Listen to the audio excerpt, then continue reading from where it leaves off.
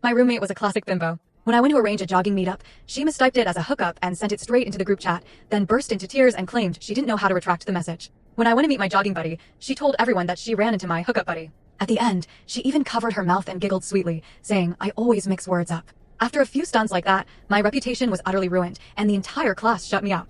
Later, she used her clumsiness as an excuse to spike my milk with sleeping pills, causing me to miss a major exam. She even dropped toxic bacteria into my water cup and killed me outright. And all of it was over something that's stupid. The guy she had a crush on had casually helped me carry my luggage on the first day of school. When I opened my eyes again, I was back on the very first day of freshman orientation. This time, I am going to let her experience what it felt like to be ruined and killed by a so-called idiot. Naomi. Oh my god, are you okay? That familiar voice, paired with Maisie Brighton's hypocritical face, appeared right in front of me. In that instant, I realized I had been reborn, back to the very first day of freshman orientation. In my previous life, it had been on this exact day that Maisie had accidentally spilled hot coffee all over me. She had then kindly offered to check whether my phone had gotten wet, only to carelessly send one of my private photos into the class group chat and immediately delete it, too fast for me to do anything. Just like that, on the very first day of school, I had become the class joke for everyone to gossip about.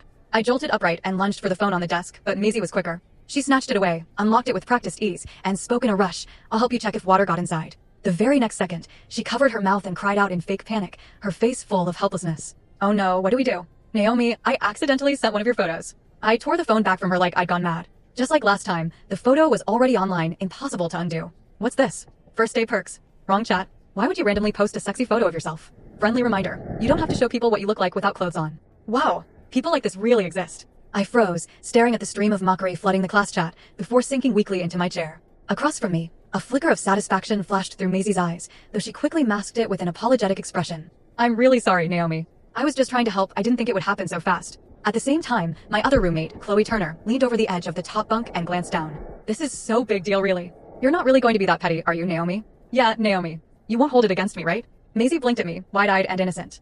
I looked at the two of them playing off each other, and suddenly smiled. How wonderful. Both of them stiffened, suspicion flashing across their faces. "What? Why?" I lifted the phone, staring at them with an utterly guileless expression, my tone light and carefree. "Because this is Chloe's phone. I was worried for a second that you two might blame each other." Yes. The phone I'd grabbed in my panic hadn't been mine at all. It was Chloe's, plugged in on the desk to charge, the exact same model as mine. Which meant the photo Maisie had sent had belonged to Chloe. In an instant, both of them went pale, their eyes wide with shock. Chloe let out a shrill scream and scrambled down from the bunk in a panic.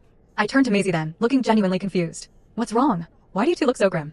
"Oh, I'm so dumb. I never understand anything." Maisie was beyond livid, and Chloe stood there beside her, her expression dark and rigid. In my previous life, I had been branded a scheming woman, a two-faced bitch, and even a slut. Those rumors hadn't come solely from Maisie's so-called careless slander. Chloe had played no small part in fanning the flames. She would take Maisie's obviously flawed, brainless excuses and privately confront me, then secretly record my frantic attempts to defend myself, maliciously edit the footage, and spread it around to cement my reputation as someone who'd easily get mad and lash out at others. It had also been Chloe who anonymously posted the screenshot of Maisie's hookup typo on the campus forum, pairing it with a suggesting emoji and the words, "You never really know a person," turning the entire school against me. Even after I had drunk the water that Maisie had contaminated with toxic bacteria and died a miserable death, Chloe had gone around telling people I'd killed myself because I'd missed an important exam. Recalling everything from my previous life had me unconsciously clenching my fists tightly, yet my face still wore a wronged, pitiful expression. "Why aren't you two saying anything?" "I really didn't do it on purpose." As I watched Maisie and Chloe slam the door and storm out, I snorted as I sat back down in my chair.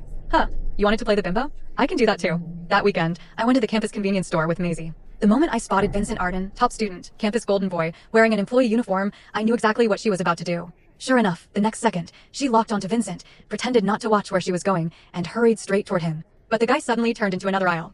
Maisie couldn't stop in time and smashed headfirst into a display shelf. Bottles of sauces came crashing down one after another, splattering across the floor in a huge mess. The commotion immediately drew a crowd. Realizing she'd caused trouble, Maisie panicked on the spot. Then her eyes met mine. Just like in my memories, she grabbed onto me like a lifeline and waved frantically. "Naomi, don't go." That single shout made passersby turn to stare at me suspiciously, as if I were the one who'd caused it all.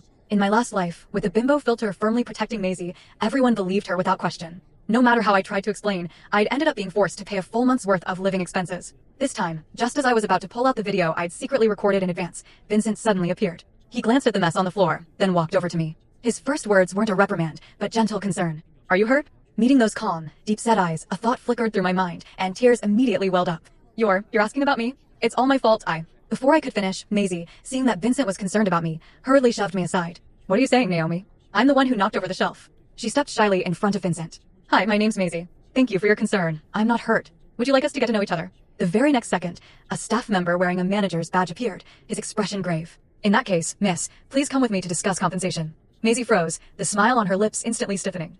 That evening, when I returned to the dorm carrying a stack of exam admission slips, Maisie immediately rushed over, firing questions at me nonstop. Naomi, what did Vincent say to you when he chased after you today? Where did you two go afterward? I paused, recalling the afternoon. While Maisie had been stopped and pressed about compensation, I turned around decisively and left. Vincent had hurried after me from behind, calling out, "Hey, wait." He'd hesitated, then spoken carefully. "Just be careful of that friend of yours." And could I add you on WhatsApp? I'd been briefly stunned, thanked him politely, then declined and walked away. Honestly, I found it a little strange myself. Vincent and I had never really crossed paths. Even in my previous life, I'd only seen him from afar a handful of times. I just knew he was a well-known figure from the neighboring class, always surrounded by people. Unlike me, constantly isolated, always coming and going alone, hovering on the fringes of every crowd. As for him helping me carry my luggage on the first day of school, I hadn't even remembered it until Maisie mentioned it right before I died. At that, I cupped my cheeks with both hands, put on a shy act, and said coyly, "He didn't say anything, really." Maisie's expression darkened. She clearly didn't believe me. "You're not going to tell me? Why wouldn't I?" I pouted, copying her usual tone. "But you know me, I'm such a scatterbrain. My head's kinda empty, so I really can't remember." Maisie rolled her eyes in irritation. "Fine. Forget it, then. Here, I ordered you a drink. Hurry up and drink it." One look was enough for me to know she was up to no good. Still, I put on a delighted expression. "Wow, thanks, Maisie." Then, under her burning gaze, I slid the straw into the cup.